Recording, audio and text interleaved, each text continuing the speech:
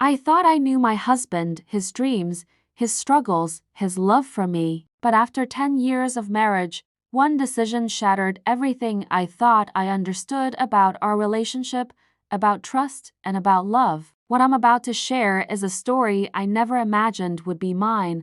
I've been married to Joseph for 10 years. 10 years of love, commitment, and struggle. Money has always been tight for us, but somehow, we managed to get by. Joseph is one of the hardest working men I know, but no matter how hard he tried, his income was never enough to meet our daily needs. To make matters worse, we didn't have children yet. I had prayed, cried, and waited, but year after year, there was no sign of a baby. It was painful, but I believed we would one day hold our child in our arms.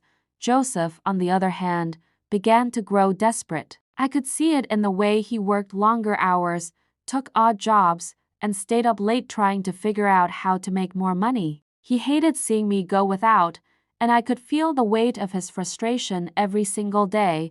One night, he came home with a strange look in his eyes. He told me he'd spoken to an old friend who had offered him a life-changing business deal, something that could make us multimillionaires. My heart leaped at the thought of finally leaving our struggles behind, but I could sense there was more to it. "Is there a catch?" I asked, trying to read his face. He hesitated, then said, "It's nothing I can't handle. Just trust me." I wanted to believe him, so I didn't push further. But over the next few days, his behavior became increasingly odd. He was distracted, anxious, and distant. Then, one evening, he told me we were going to do something special.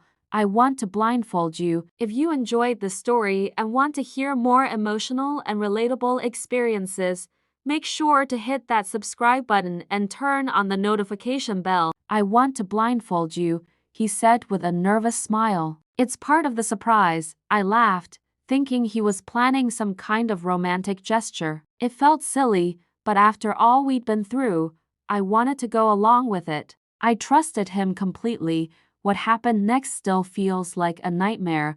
I was blindfolded, and before I realized what was happening, I felt someone else's hands on me. At first, I thought Joseph was playing some kind of strange game, but then I heard voices that didn't belong to my husband. I tried to protest, but Joseph's voice reassured me. "It's okay. Trust me. It's all for us." I don't know why I didn't fight harder. Maybe I was too shocked, too confused, or too trusting. But that night, something I can never take back happened.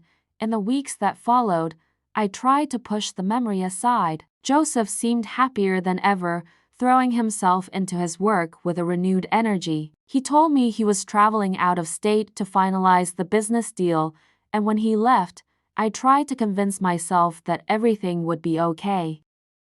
Then, everything changed. I started feeling strange, nauseous in the mornings, tired all the time, and emotional over the smallest things. A part of me dared to hope, but I didn't want to get my hopes up. Finally, I went to the doctor, and the news I had been waiting for all these years finally came. I was pregnant. I couldn't wait to tell Joseph. When he returned from his trip, I greeted him at the door with the biggest smile and blurted out the news. "Joseph, we're going to have a baby." At first, he looked stunned. Then, his expression shifted to something I couldn't quite place. Fear, maybe even guilt. "That's amazing," he said, his voice trembling, but something was off. He wasn't as overjoyed as I had imagined he'd be. Over the next few days, he grew distant again, until one night, he sat me down and confessed everything.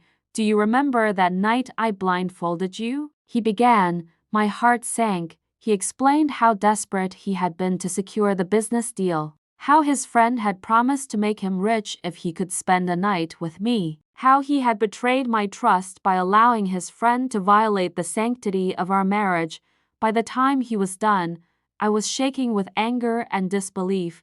"And now," he added, his voice breaking, "I need you to get rid of the baby. It might not be mine." His words hit me like a punch to the gut. For 10 years, I had stood by this man through thick and thin, believing in his love for me. And now, He was asking me to erase the one thing I had prayed for my entire life.